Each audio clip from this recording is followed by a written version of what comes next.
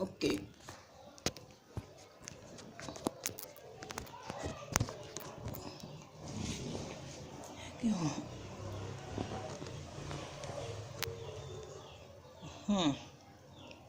So, tell us about yourself. Tell us about yourself, where you were born,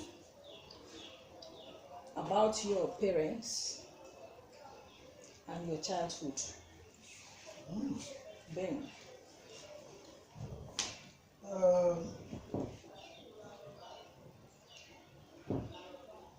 I was told that I was born on the 19th of December, 1937, at Elewura village in Oluyole local government, where my father and my mother went for agricultural work. Even though the other members of my father's family are at Abatimi village. My grandfather, I understand, is friendly with, he has a friend at Ayeyo, Afolabi, and gradually lives there, moving away from Timi. Okay. And so that's where, when my parents returned from Elewura village, they settled at Abayeyo in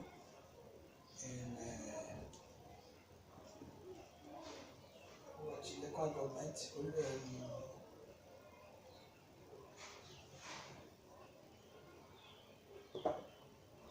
I've forgotten the local government, but now in Ere Akorede local government, which is the newly approved local government, for which I fought before I went to England.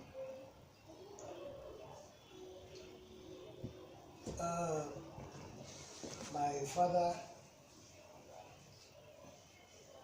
was a lay reader at St. Andrew's Church, Amagi.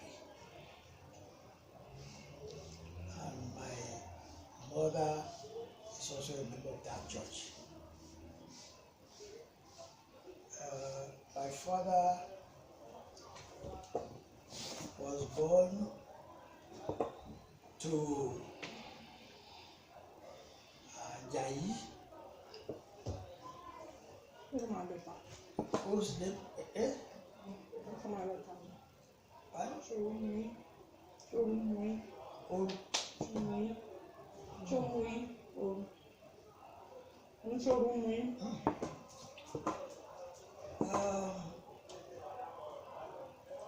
my father's mother's name is Oni.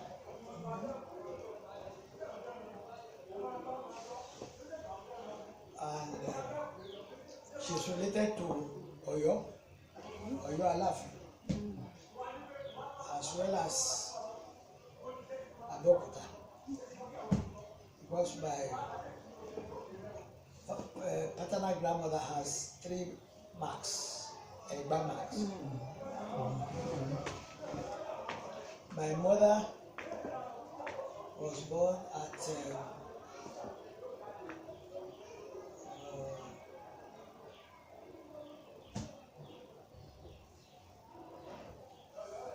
forgotten the name of the village again. Where you remember? Very close to Timi village.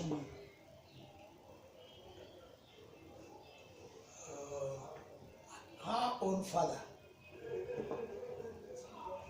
is Olopade from Iwo, who settled in Ibadan at Ile-Jala Road. The village is, his village is Agbabu. And that was where my maternal grandfather and mother lived. My maternal grandmother had several children, but they died. Many of them died, leaving only my mother. My mother was the only one from that mother who gave birth to children. I gave birth to only myself, one daughter after me, and then Nilayo, and Toji before she died. I spent my childhood period at Abayeyo, attending St. Andrew's Church, Abayeyo. And I started my primary education too at St. Andrew's Primary School, Abayeyo. When I left St. Andrew's Primary School, I came into the city and I attended St. Luke's Primary School, where I finished and left in 1954. And I entered the modern school at Akwere. Did 55, 56, and 57. Attended modern school at Akwere. I left Akwere and entered the School of Nursing at Eleyele. I finished there in 1958. I started there in 1958. Started at Eleyele in 1958. I finished in 1962. Between 1962 and 1965, I was studying for my GCE. In fact, there was no degree in nursing as at the time I was in the basic nursing program and when I was practicing as a staff nurse. But I was working hard. I wanted to become a lawyer. But interestingly, by the time I had my GCE level, advertisement was out. Let me say a bit about that too. I qualified as a nurse in 1962, and my first station of posting was at the General Hospital in Warri. Yes. So I worked in Warri until 1963, around the time when the Midwestern State was created. So, but by that time, I had passed some subjects in GCE ordinary level.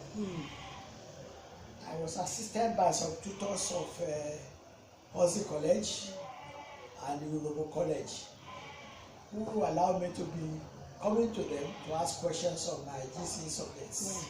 And luckily, I passed my GCE subjects. By the time UI advertised that they started Dawson course, I had 5 GCE subjects, ordinary level. And I applied. And I was taken. I started in 1966 and graduated in 1970 in UI for the BSc nursing program. My first posting after that as a BSc nurse stroke tutor, nurse tutor, was at Ijebu-Ode General Hospital, where I worked as a tutor for some time. And during the time I was there, I think within a year of being there, they created Ogun State. And like creation of Bendel State, Midwestern State, caused me to return to Ibadan.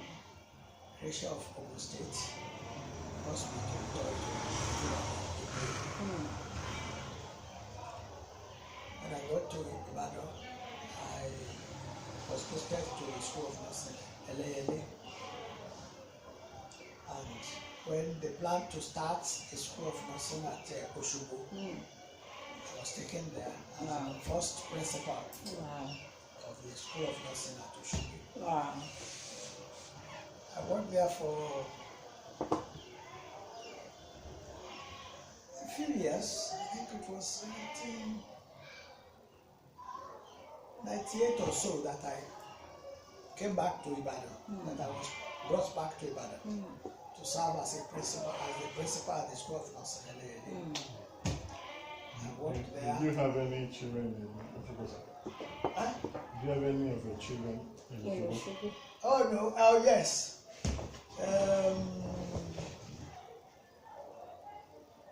Ayo and Yabo were born in Ibadan. Shehu was born at Ilorin. Not because we went to work at Ilorin, but because when mommy was pregnant, she contacted them at Ilorin because she wanted some help from family when she delivers. Here she doesn't have much help.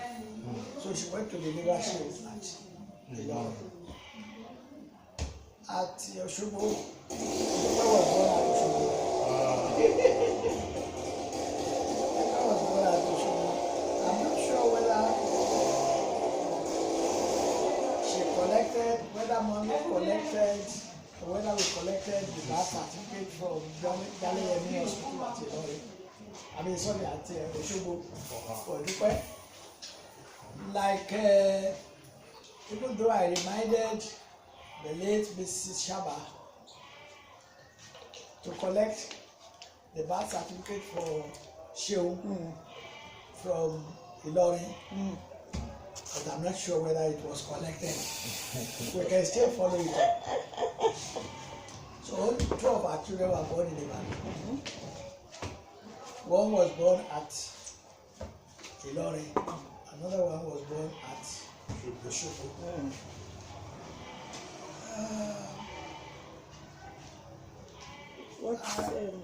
I worked at the School of Nursing as principal until I retired. Not until I retired, until around 1990.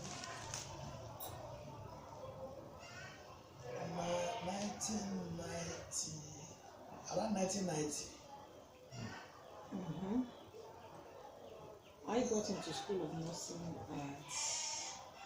in 1989, 89 set.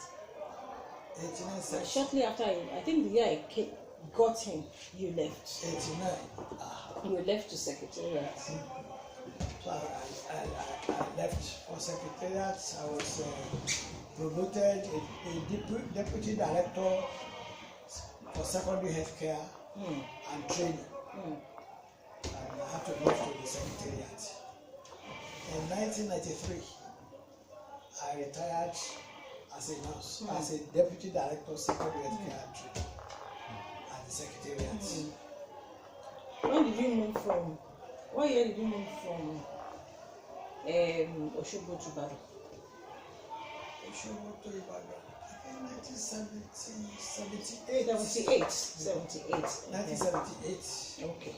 To come and head the squad in Ibadan.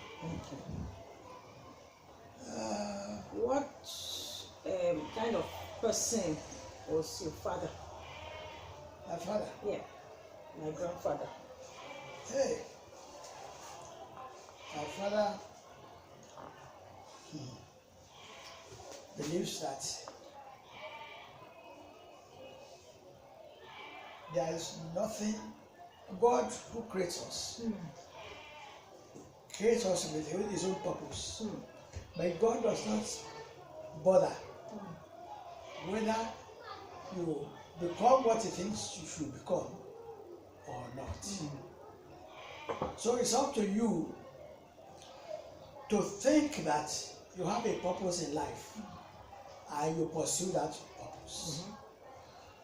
If you don't pursue any purpose, God does not To come your own and detriment. take stick and beat you. But if you pursue a purpose,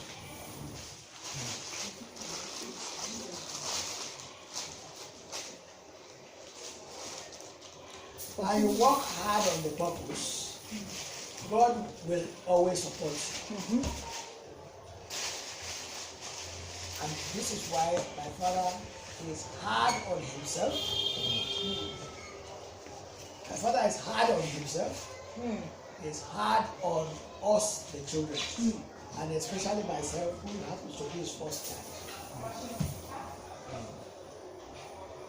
It is his belief that I must be well educated because he lost the chance of being well educated. In spite of losing the chance of being well educated, he pursues whoever can give him education.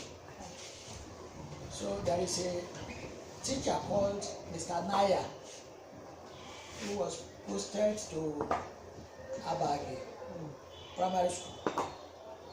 My father learned a lot from him. That's where he learned how to write and read. And read particularly the Bible.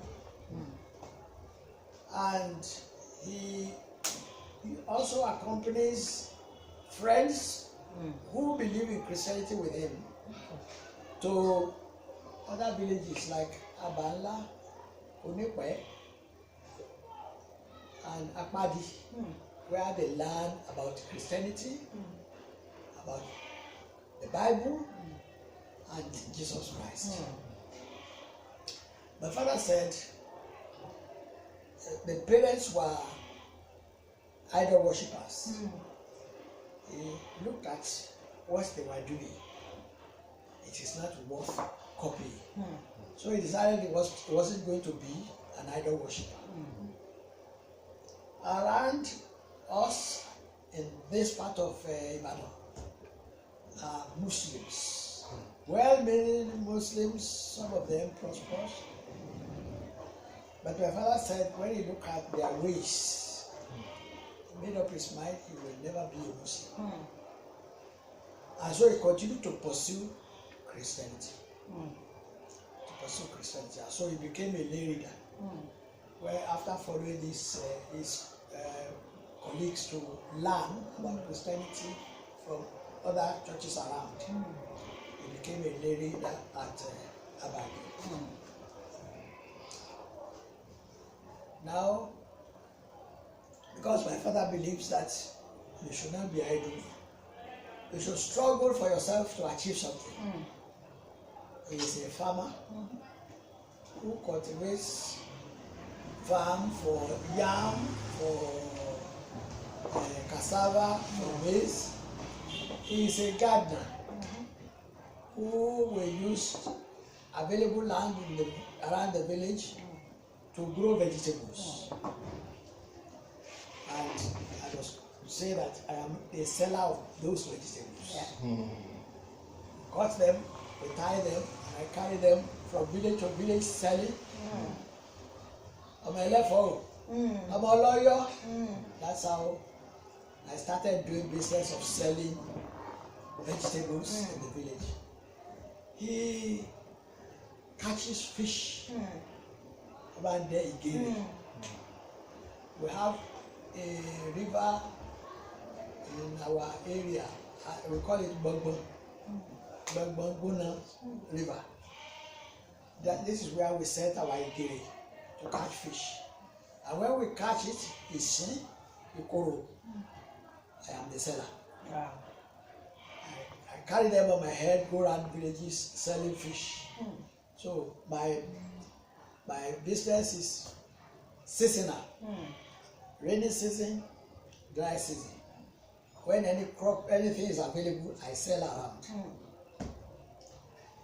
My father taps palm wine. Wow. know.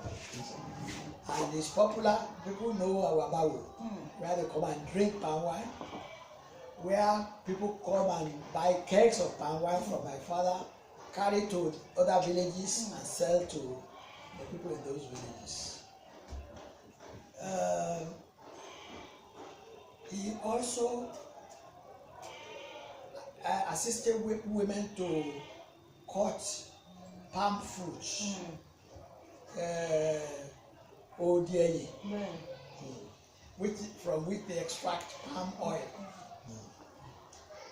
So he also does that. For yam, cassava, etc., he usually employs labor.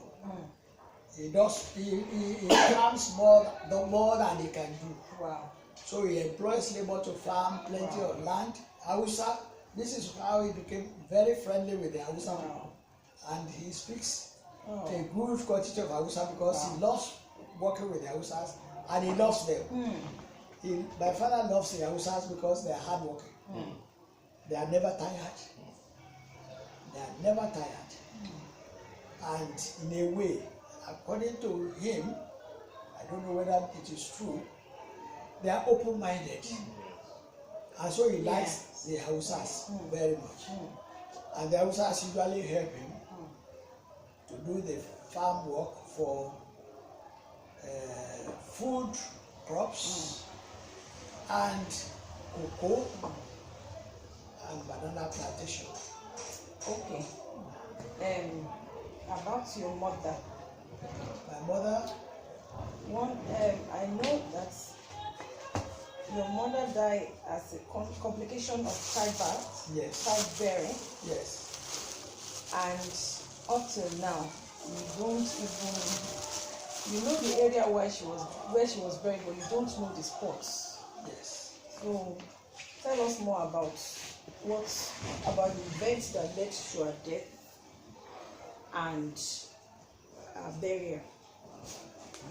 In her life, she is also hardworking, selling cows, manta, adie.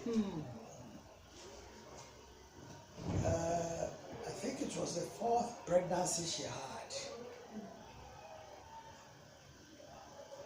In an attempt to deliver the baby, she bled a lot. And that's how she died. This bleeding was in the house.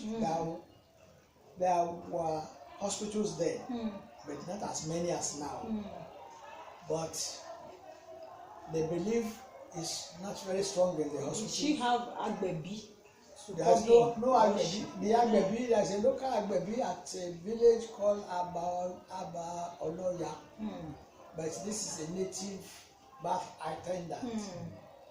And when she didn't succeed, she probably didn't know there is retention of placenta.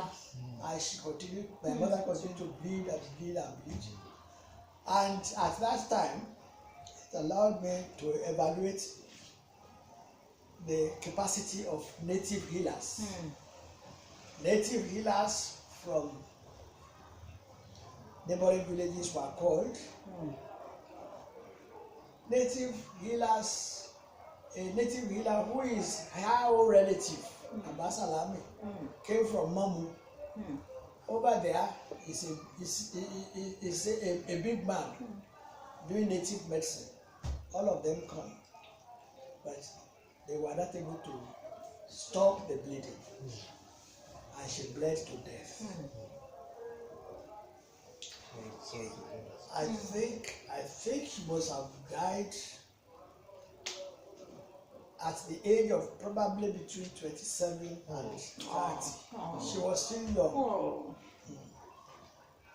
And that was how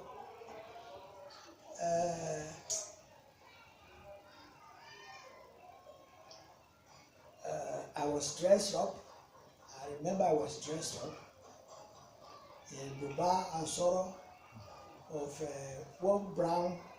light brown cloth to accompany them to the church at Abagi with her coffin. And That's how she was buried. When I was in the school, I used to go there, but each time I was near the graveside, I would start to weep. And the same thing happened to her, I think one of our nephews, Auntie Shaggy, who is the mother of Coyote. Okay. She said when she couldn't bear it again, she stopped going to the burial ground. And that's how we lost The sport. the sport. So when I came this time on the 16th, I think on the 17th, I went to Abagi to see the state of the place. The church was almost no longer existing because the church was cracking in places. I had collected those information when I was phoning from England. Okay. And so I went there and I saw the graveyard, the cemetery is overgrown with big Okay. bush. That weed, big Wow. bush, Oh. tall trees, Oh. tall trees. So I collected the telephone number of the lady that who is in charge of the place when I was in England. So I called him to meet me on the third day, and I met him. So when I told him I was unhappy, he said he's also unhappy, but the church is poor. So maybe one messan or something, don't attend the church regularly. The Anglican church. Anglican church. So I went with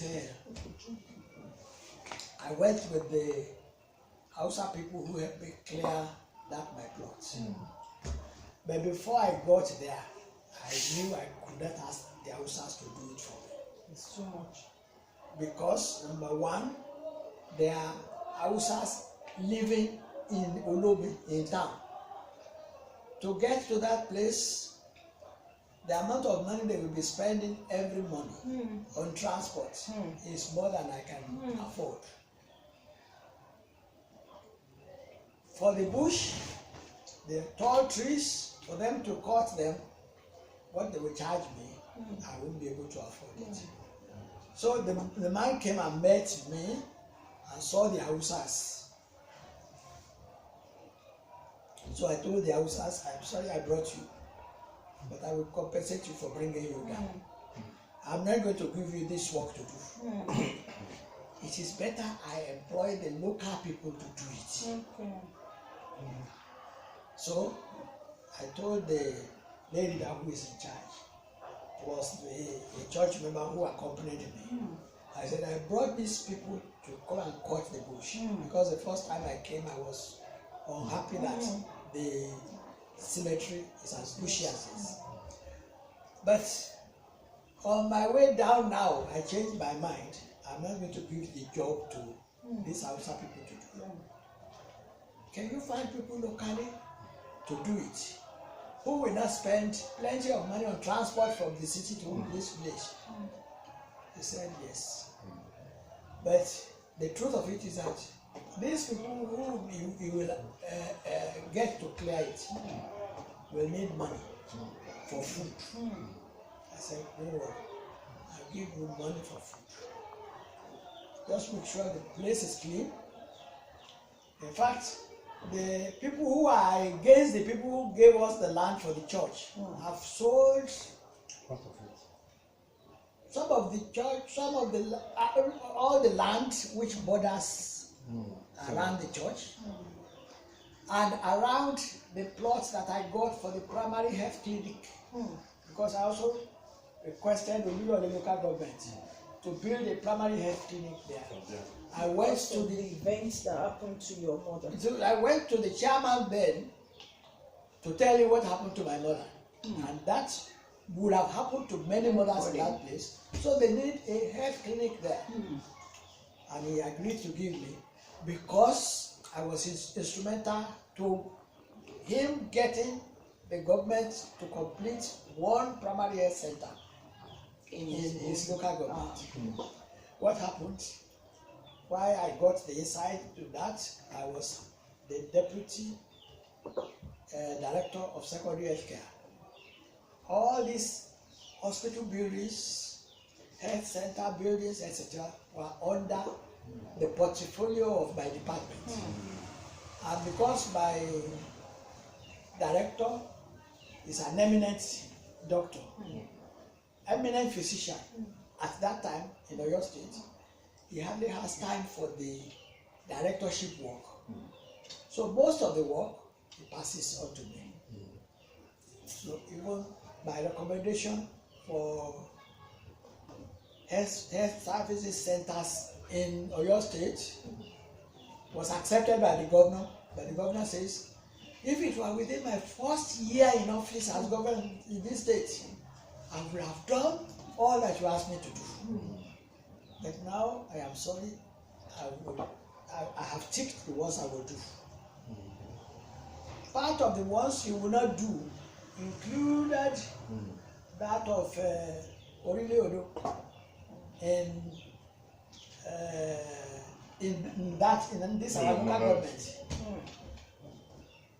And he told us why. But to make sure that Orile Odo is included,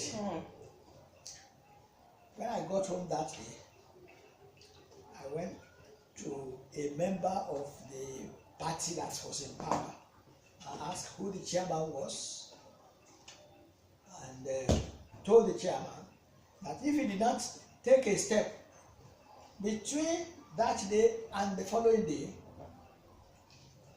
the primary health center at Orile Odo was already out, will not be completed by that regime. But if he took the steps that I advised, it will be completed. And when he took the steps, came back, called in my office, he said, Mr. Ajayi, we have done it. So I said, there is one thing you can also do for me. I don't ask you to put a primary health center in my area. Put a primary health clinic there, which is as good. Yes. The building you put there is a public building, Yes. which anybody can use for the care of the people. And I told them the story that was making me unhappy and will make me unhappy until I get to my grave. Sorry, sir. Sorry, Auntie. Sorry, Daddy. Sorry, Daddy. So he agreed. He gave us a primary health clinic there.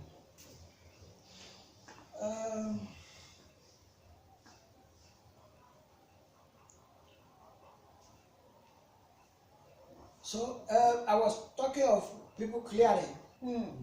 They came to me yesterday. I told the lay reader to come and take some money from me, since he says those people will need some money. But the day he said he will come, in the morning. I left this house to go and visit mommy at 9:30. He had not come. His money has not arrived. He phoned me in the hospital. That was 3 days ago when I last came to see him. He phoned me at 11 something that he got to the house, he knocked and nobody answered. I said, is that your money? It's 10 o'clock your money. He apologized. Then he started to tell me the problem, the cost of getting from Mabagi to this place. For him. I think he said it spent about 2,000 naira On transport. on transport. Because if you are going there from here, you will. There used to be lorry transport, but I don't know whether that is stopped. They use minibus to a part. They use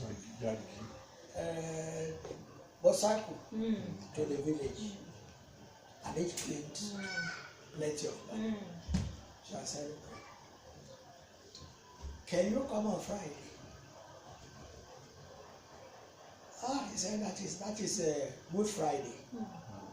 I said, what happened to Good Friday? He said, because Public holiday. they will conduct service. All right. I said, so does that prevent you from meeting me? Because he says he must prepare for the Good Friday, this and that. I said, you just must see me on that Friday before 9 o'clock or by 9 o'clock. Oh, he said the other time he came, he spent so amount. I said, I will give you the money for transport. The one you spent the day you came and you didn't meet me, and the one you will spend for that of Friday. So yesterday they were here, and I gave them the little I had. He phoned me, I think around 12 o'clock today, to say that they are on the walk. Thank God. And got some of the people I knew to speak with me on phone, to thank me. Thank God. So I gave him 20,000 naira. And himself for his transport, 2,000. The one that accompanied him is the son of my nephew. I gave that for 1,000 naira. And today they confirmed to me that they have started it. So I felt some joy. And I will still find time to go and see how far they have gone. So, but if the place is cleared, will you be able to identify the spot? No. Okay. No, because unlike that of my father, whom I got to brother to put some cement structure on the burial ground. Okay. That of my mother, nobody put anything. What we put them was a plank, a small piece of plywood which bore her name, and termites finished that one within 1 year.